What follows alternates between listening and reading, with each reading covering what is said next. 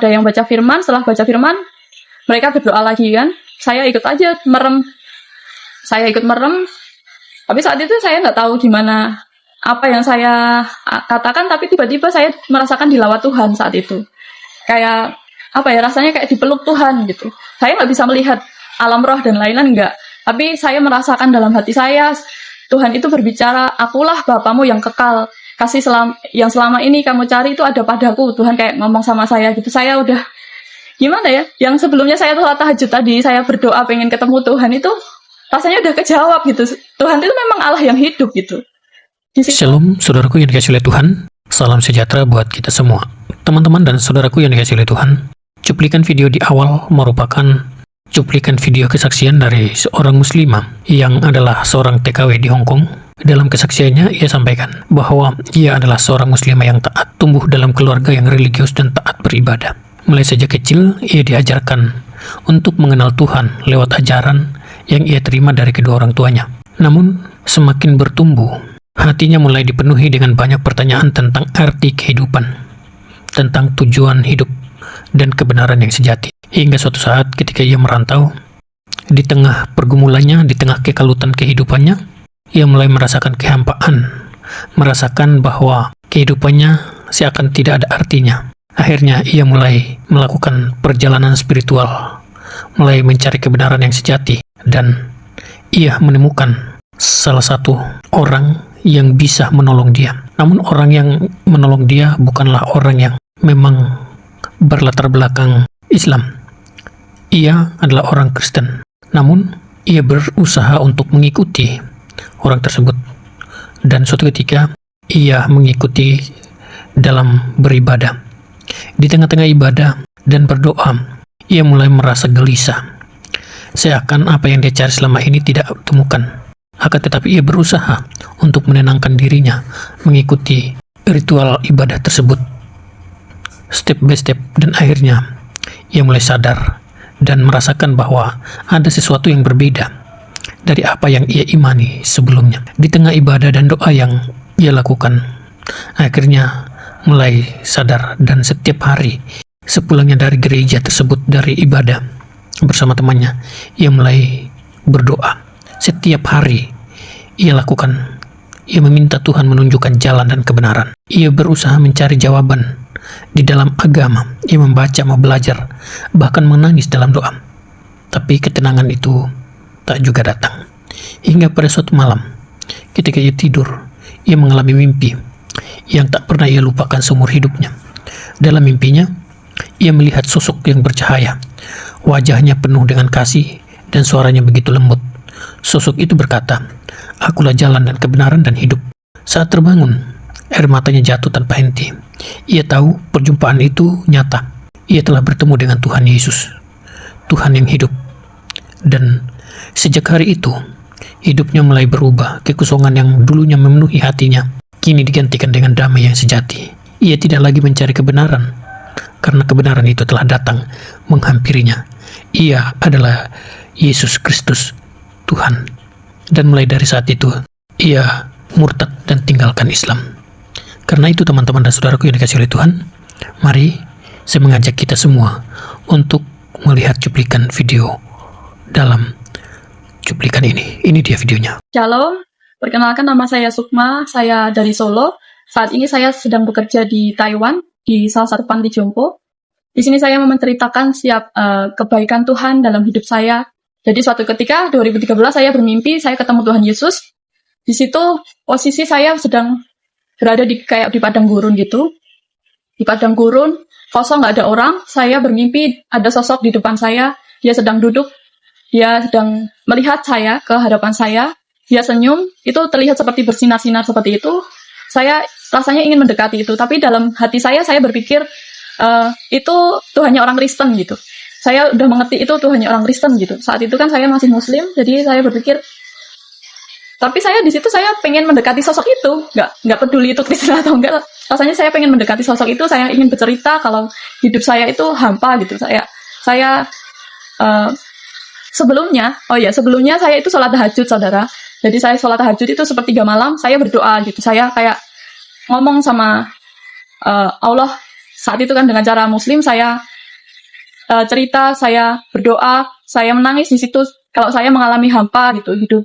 Dan saya pengen sesuatu yang baru. Saya pengen, kalau memang Engkau, ya Allah, kalau memang Engkau hidup, tolong tunjukkan kepada saya. Gitu. Selama ini Engkau itu jauh, Engkau itu kayak gimana ya, disembah tapi jauh gitu. Walaupun saya berulang kali menyembah, beribadah berapapun banyaknya, tapi saya tidak merasakan kedekatan Tuhan gitu. Saya kayak menantang Tuhan gitu. Kalau memang Engkau hidup, tolong tunjukkan kepada saya. Saya itu nangis sampeannya. Terus saya habis itu tidur, nah saya dapat mimpi itu tadi. Saya ketemu Tuhan Yesus itu, rasanya saya pengen mendekati sosok itu. Baru satu langkah saya pengen mendekati sosok itu, tiba-tiba ada banyak lalu lalang orang. Padahal tadinya nggak ada orang, tiba-tiba ada banyak lalu lalang orang gitu. Kayak suasananya kayak zaman dulu kayak gitu. Masih pada pakai sorban kayak gitu. Terus habis itu saya bangun. Sampai di situ saya terus langsung bukan langsung percaya, langsung jadi Kristen, enggak juga. Saya masih bertanya-tanya, apa ya maksudnya itu mimpinya. Terus saya ngomong sama teman saya yang Kristen di sekolah, saya hubungi, saat itu masih SMS, belum ada WhatsApp. Saya SMS teman saya, kalau saya mimpi begini, saya ketemu Tuhanmu. Terus singkat cerita, mereka mengajak saya untuk berdoa di sekolah. Tapi saya nggak mau dikristenkan, saya nggak mau jadi Kristen gitu. Saya nggak suka sama orang Kristen gitu, ilfil gitu sama orang-orang Kristen. Terus beberapa kali mereka mengajak saya berdoa, terus saya maulah, sungkan kan diajak terus nggak mau kan.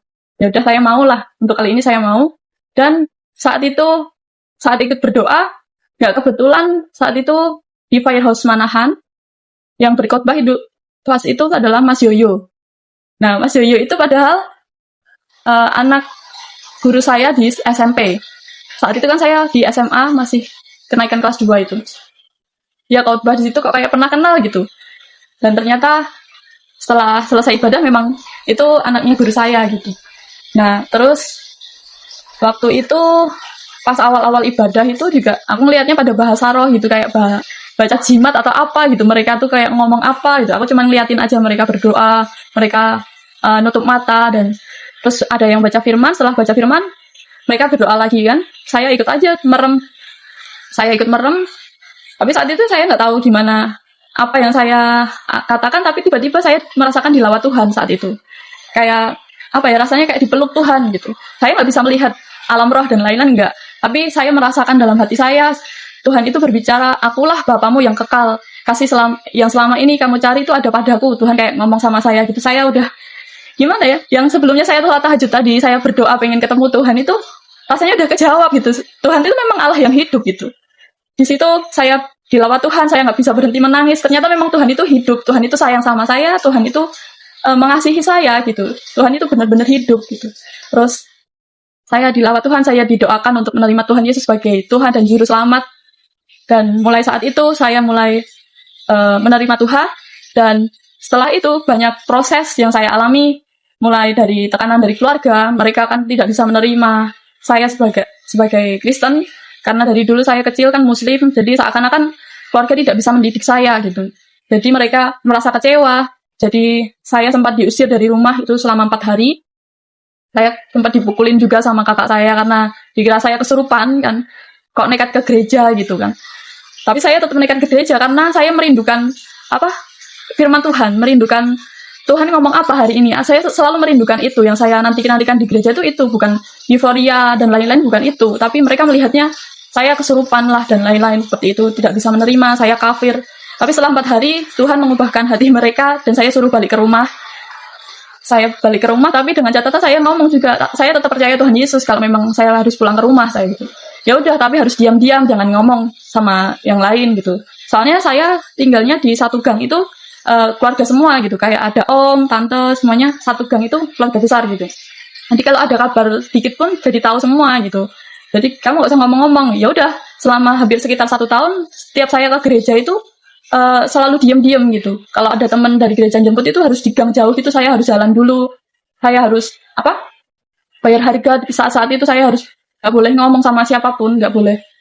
Ya saya gak ngomong, tapi tetap aja waktunya Tuhan itu selalu tepat gitu. Saat itu saya diam aja, tapi tiba-tiba semuanya dibukakan Tuhan sedikit demi sedikit. Mereka tahu kalau saya itu orang Kristen gitu. Mereka tahu.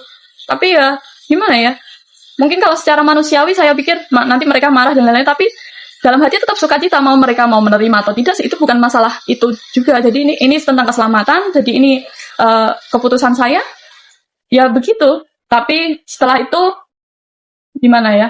Banyak proses yang saya alami di sekolah, di pekerjaan, saya alami banyak di mana seperti Tuhan Yesus saat dia juga disiksa, diludahi, di apa-apakan sampai dia mati di kayu salib itu kan untuk menebus semua manusia. Itu apa ya, menjadi teladan saya gitu. Kalau Tuhan Yesus saja sampai mati, itu yang saya selalu pegang saat awal-awal saya menjadi Kristen itu. Kalau sampai orang lain cuma mengucilkan saya, memukuli dan menyindir dan lain-lain, itu tuh nggak seberapa besar pengorbanan Tuhan buat hidup saya gitu.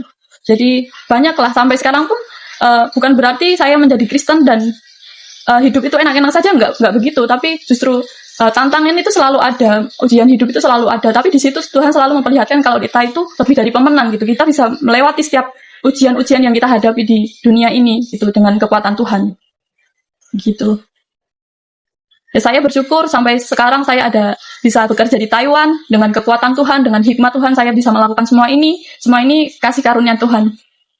Semua kemuliaan hanya buat Tuhan saja. Jadi semenjak perkenalan saya dengan Tuhan, itu selalu membawa saya kepada pengertian-pengertian bahwa Tuhan Yesus itu baik. Setiap rancangan Tuhan dalam hidup saya itu baik. Saya percaya bukan saya saja, tapi semua orang itu sebenarnya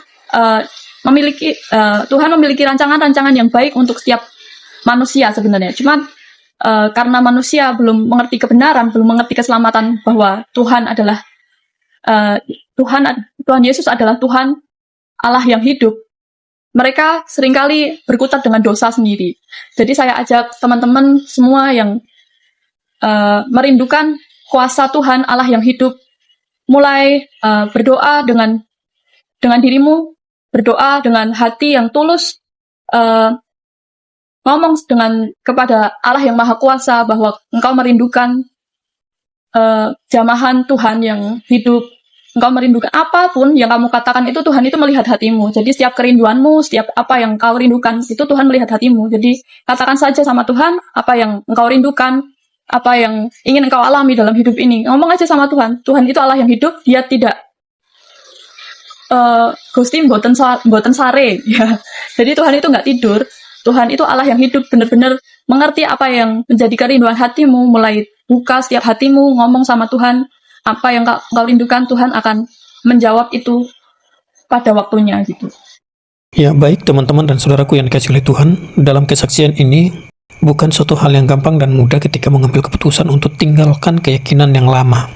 Tentunya ada berbagai macam tantangan persoalan yang kita hadapi, terutama keluarga yang kita hadapi, orang tua, saudara, lingkungan, terutama masyarakat, apalagi tinggal di dalam masyarakat yang mayoritas penduduknya Islam, pasti kita akan dikucilkan. Akan tetapi teman-teman dan saudaraku yang dikasihi oleh Tuhan, sekalipun kita dikucilkan, ketika kita terus mengandalkan Tuhan Yesus, pasti ada kekuatan, pasti ada kuasa dan otoritas Roh Kudus yang menolong, memimpin dan menyertai kita, sehingga kita terus dimampukan dalam melangkah, dalam mengambil keputusan, mengiring Tuhan Yesus Kristus.